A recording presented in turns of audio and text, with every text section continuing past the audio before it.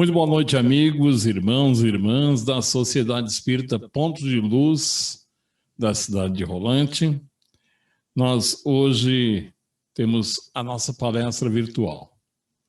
E a convidada é Elizabeth Barbieri, vice-presidente da área de unificação da Federação Espírita do Rio Grande do Sul, com o tema Reconciliai-vos com seus inimigos.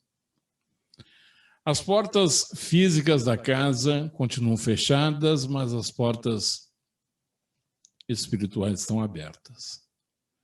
E neste momento, fechando os nossos olhos físicos, abrindo os olhos espirituais, enxergamos a luz divina do nosso amigo Jesus, do mentor da casa, o Dr. Bezerra de Menezes, da equipe espiritual que está presente junto com a gente.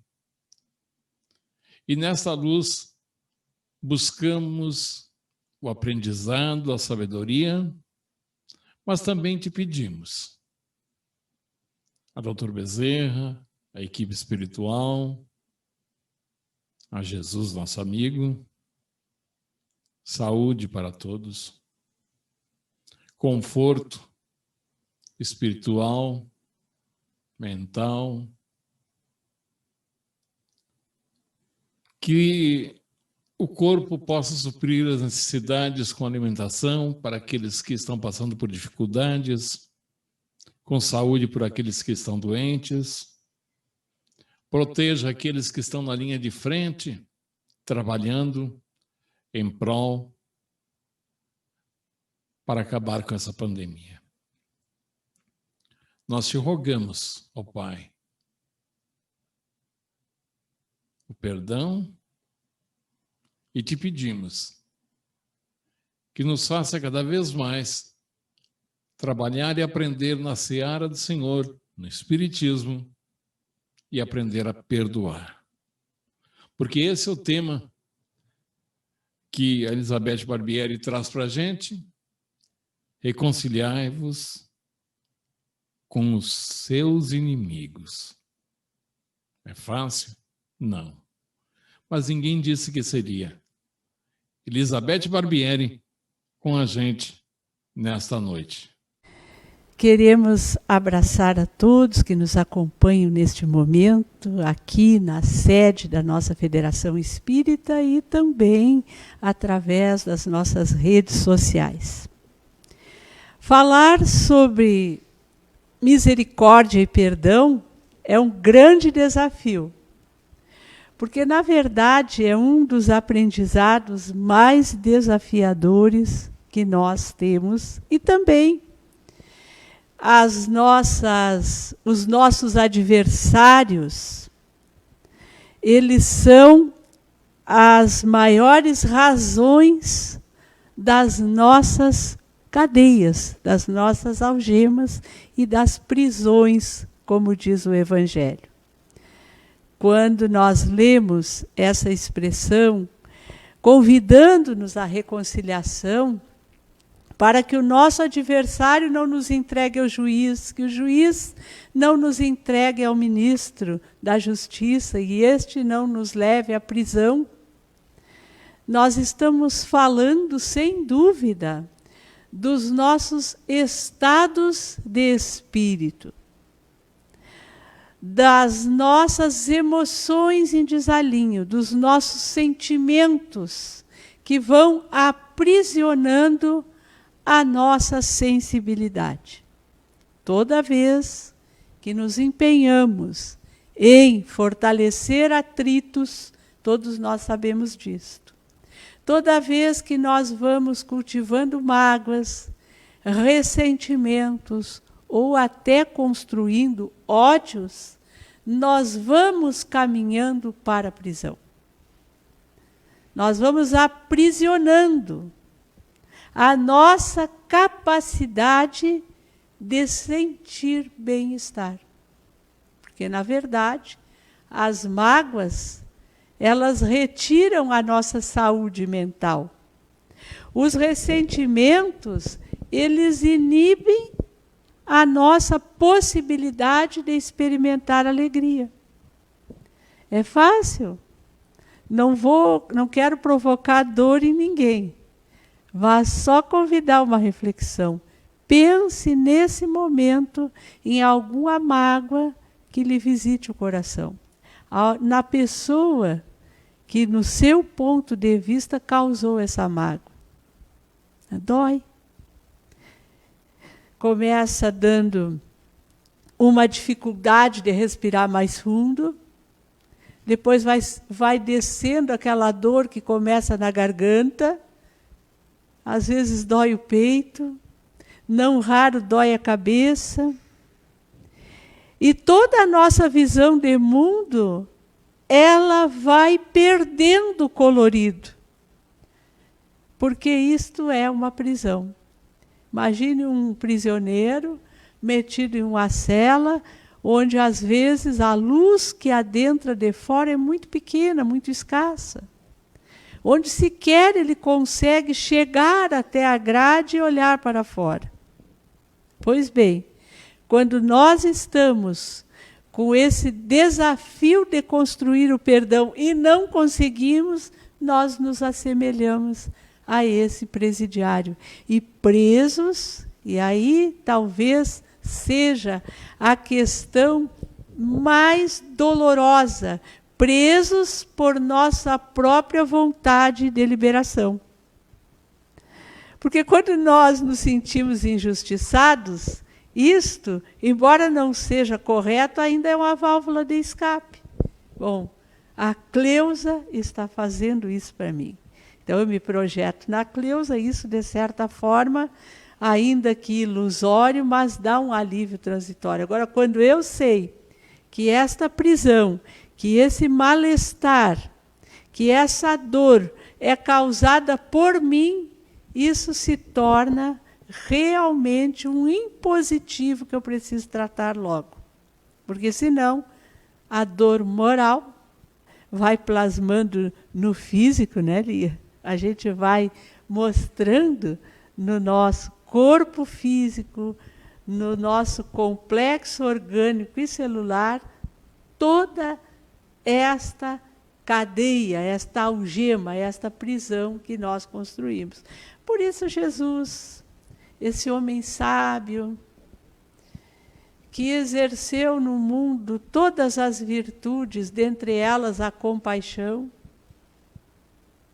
em nível máximo, ele vai nos recomendar: reconcilia-te com o teu adversário enquanto estás a caminho com ele.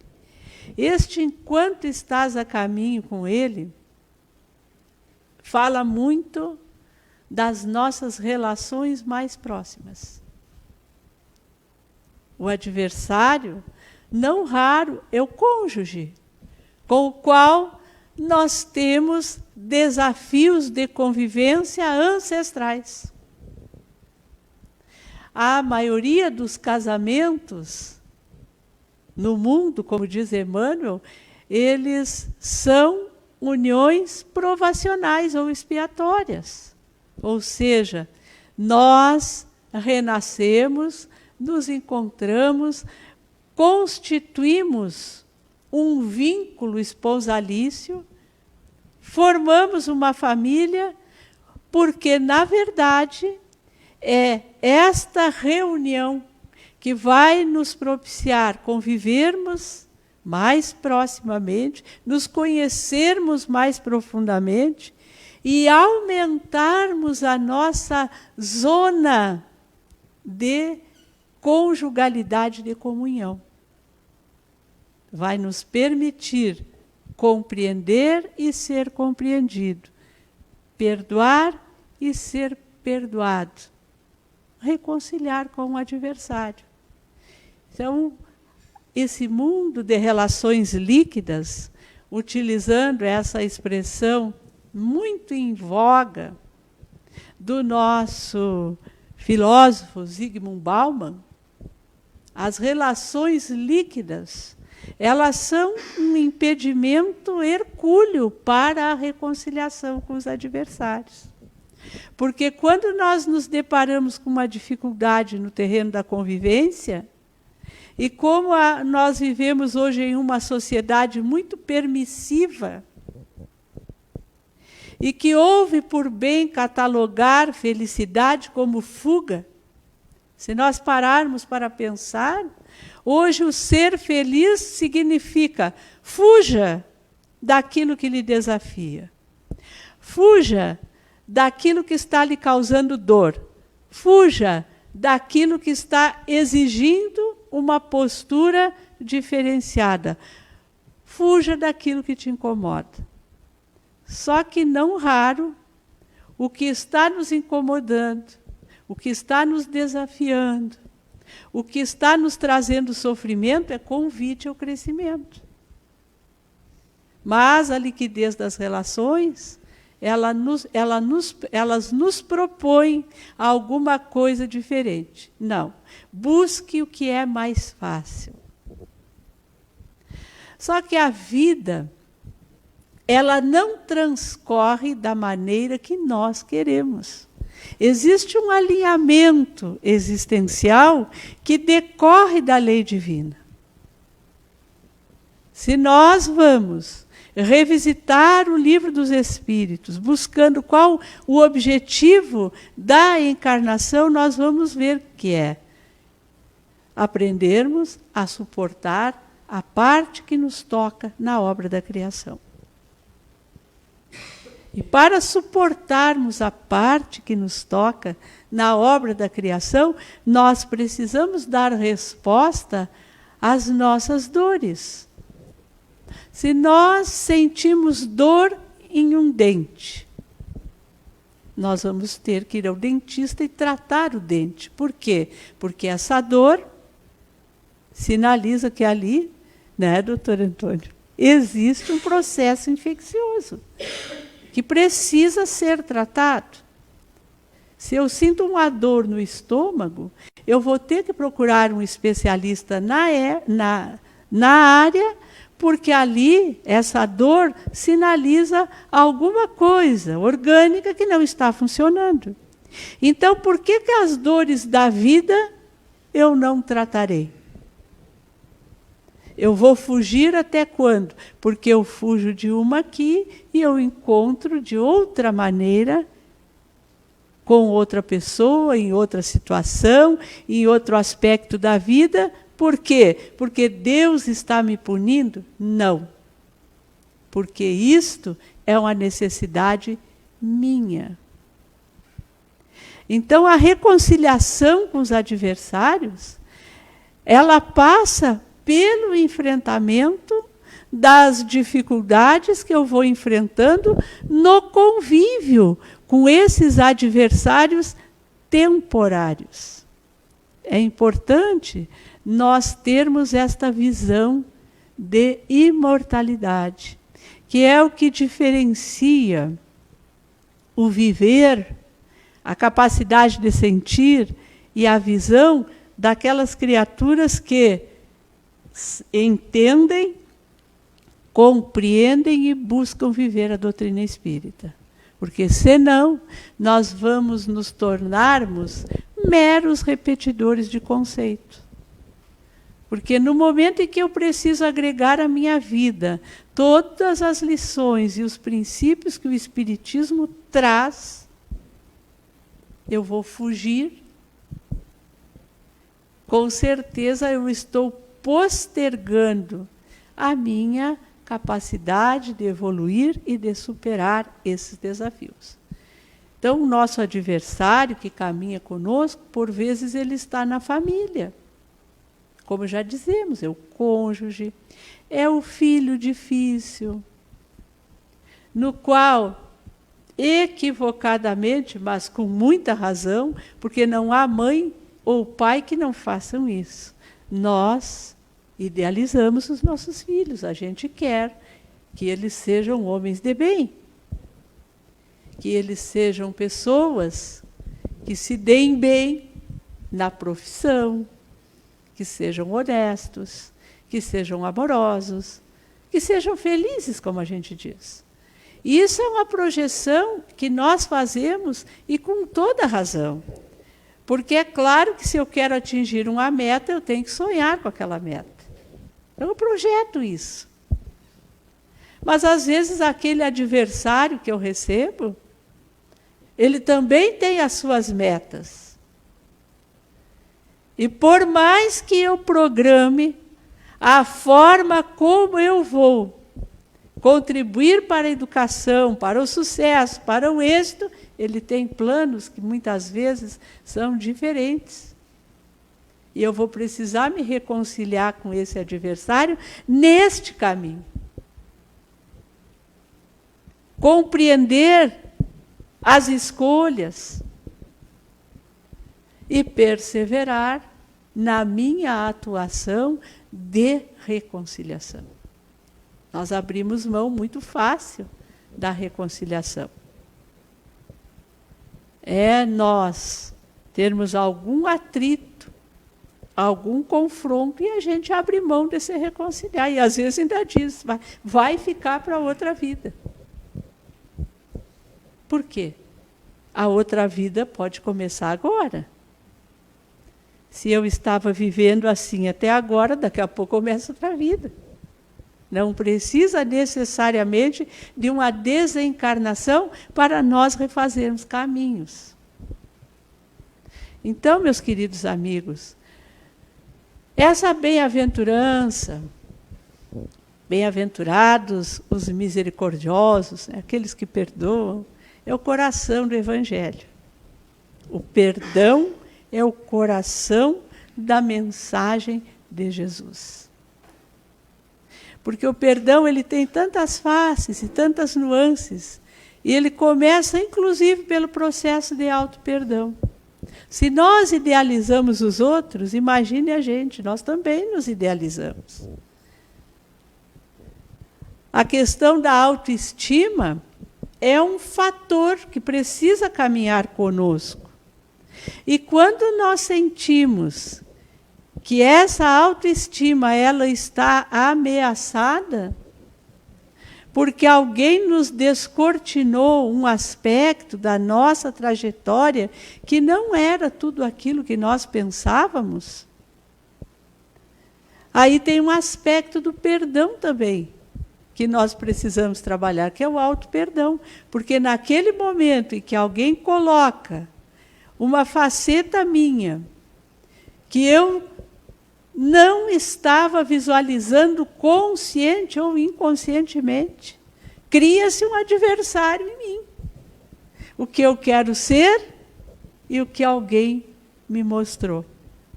Aí, a lição de Jesus também é muito valiosa. Reconcilia-te com o teu adversário enquanto tu estás a caminho com ele. Bom, se o adversário é aquele vício, é aquela carência que eu trago comigo, ela está caminhando comigo. Então, neste momento, é o momento que eu tenho para me reconciliar com esse meu lado sombra, que eu não gosto. Mas eu preciso trabalhar para reconciliar com aquela luz que eu pretendo ser. Então, o perdão ao outro, o perdão a si mesmo, ele vai ter como parâmetro o perdão divino. Se nós formos olhando para as nossas existências, as nossas caminhadas, nós vamos percebendo, assim, com muita lucidez, o aporte do perdão divino em nossas vidas. Nós não precisamos nem saber quem fomos, não há necessidade de uma regressão de memória. É só observarmos os nossos impulsos, as nossas reações instintivas, aqueles pensamentos que nós não confessamos a ninguém, nem a nós mesmos, né? Às vezes a gente diz assim, eu não acredito que eu estou pensando isso. Não é eu, estou pensando sim. E Deus nos conhece em profundidade, inteiramente. sabe, pois é onisciente, de tudo quanto nós carregamos de sombra ainda. Mas a sua lei está incondicionalmente à nossa disposição. Tão à nossa disposição que nós desperdiçamos uma chance e vem outra. Desperdiçamos a outra e vem outra. É a lei divina. Então, se nós observarmos esse aspecto deste complexo que é a vida e a criação divina, nós podemos ir puxando alguns links para também colocarmos a lei divina sempre à nossa disposição. Quer seja para nos reconciliarmos com os adversários interiores, quanto com aqueles exteriores. Porque à medida que nós vamos abrindo essas cadeias, nós vamos também sorvendo maior bem-estar. Há pesquisas hoje científicas que mostram o quanto o perdão é capaz de nos devolver a saúde. O quanto nós somos capazes de alimentar com as nossas mágoas e os nossos ressentimentos as tumorações, os cânceres, as coarctações das nossas vias, das nossas veias, da nossa vascularização, na causa de muitos acidentes vasculares cerebrais, infartos, câncer, está a mágoa, o ressentimento. Hoje nós sabemos disso. Então, aquela pergunta que muitas vezes nós fazemos, mas será que ao perdoá-lo ele vai aceitar? Não interessa. Se ele aceitar, ótimo, porque também vai cair uma muralha, uma cadeia do outro lado. Mas o grande reflexo do perdão, ele se dá portas adentro da alma daquele que o oferece. Porque é desta forma que nós vamos aliviando o nosso sofrer.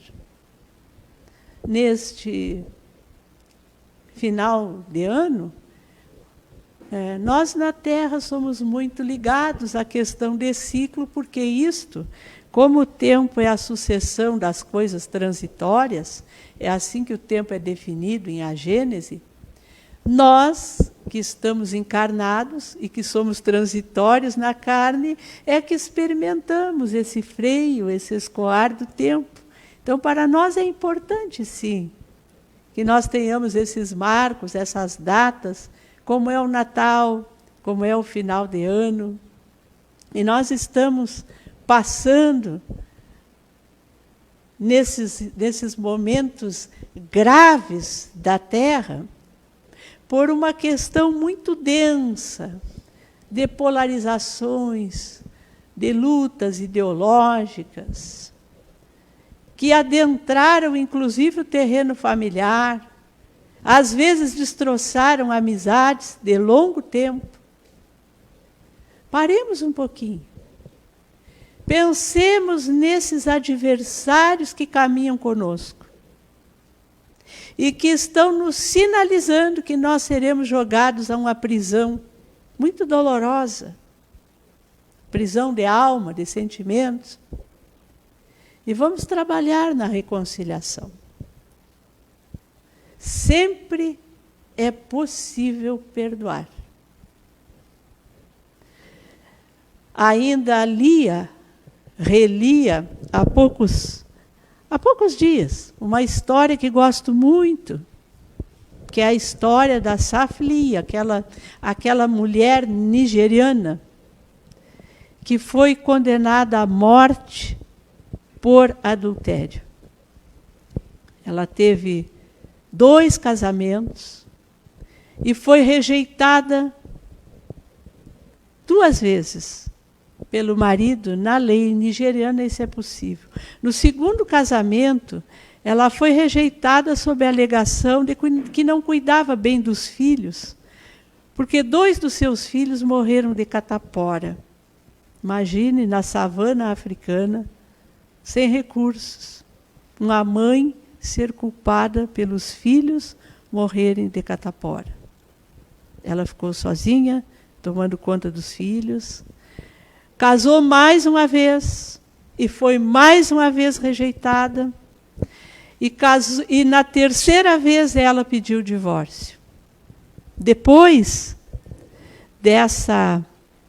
desse quarto casamento mal sucedido, ela começou a ser cortejada por um primo distante, que encontrava-se com ela, fazia-lhe muitas promessas, tinha uma fala gentil, e ela achou então que tinha encontrado a pessoa, queria cuidar dela, dos filhos, e se entregou a ele e engravidou. Quando ela engravidou, o irmão a denunciou às autoridades como uma mulher adúltera. E ela então foi presa, e o mundo inteiro ficou sabendo das suas lutas. E ela, quando conseguia falar com a imprensa, com as muitas ONGs que trabalham na África, em benefício das mulheres, ela revelava uma única preocupação. A filhinha que ia nascer, fruto deste relacionamento que a levou à prisão, iria ficar sem mãe muito cedo. Ela não tinha nenhuma queixa contra o sedutor, contra os ex-maridos. A única coisa que a preocupava, segundo ela, era deixar a filha, pequenininha, sem mãe. O processo dela foi a várias instâncias, até que um dia o irmão que a denunciou arrependeu-se do que ele tinha feito. E decidiu que ia até a prisão conversar com ela, não tinha mais o que fazer, porque ela estava condenada à morte, mas ele queria ir até lá. Ele foi, e quando ele entra na carceragem onde ela estava, ela se levantou, abraçou ele e disse que ele continuava sendo o irmão dela e que ela tinha por ele o mesmo amor de sempre. Porque ela entendia que o que ele havia feito era alguma coisa da cultura do povo deles. E que ela não o recriminava. Que ela continuava amando ele. E que pedia a ele que depois da sua morte, enfim, ele pudesse então olhar pelos filhos dela, em especial por aquela criança pequena, o menor que iria nascer, que era a menininha que já tinha nessa época nascido, que estava com ela na prisão e que se chamava Adama. Ele então disse a ela que ele havia se arrependido muito e que ele ia conseguir dinheiro, que ele ia buscar advogados, ele ia fazer o que fosse necessário para auxiliá-la. E realmente juntou-se às ONGs, somou-se, buscou recursos, e depois de muito tempo, ela foi finalmente declarada inocente. E a sua luta iniciou na Nigéria um novo processo de rever a legislação em benefício das mulheres nigerianas.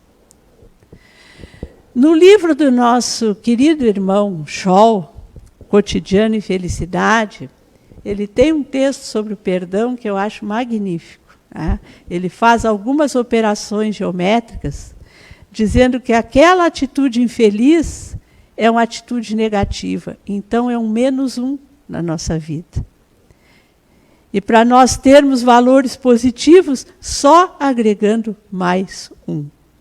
Porque se nós formos agregando a desdita, a vindita, a vingança, nós vamos potencializando os menos um. E vamos ficando com resultados cada vez mais negativos. Então, a história da Safli é essa. Foi uma ação positiva de perdão, que encontrou o arrependimento do irmão e que transformou a legislação de um país. Então, quem sabe, meus amigos, nesta data em que nós lembramos com muito mais intensidade o nosso Mestre de Nazaré, no final de mais um ano, quem sabe nós vamos somando as atitudes positivas, reconciliando-nos com os nossos adversários, sejam eles quem forem, estejam eles onde estiverem. E assim o mundo vai apresentando resultados positivos. Muita paz a todos. Muito obrigado à nossa irmã Elizabeth Barbieri, vice-presidente da área de unificação da Federação Espírita do Rio Grande do Sul, com o tema Reconciliai-vos com os seus inimigos. E com esse tema, nós vamos já agradecendo a você que acompanhou a gente por essa palestra virtual. E fechando os nossos olhos, vamos fazer a nossa prece de encerramento, agradecendo a Deus pela casa que nós temos, mesmo com as portas físicas fechadas, mas as portas espirituais abertas, o nosso ponto de luz de Rolante. Agradecendo pela saúde que nós temos, quando muitos não têm,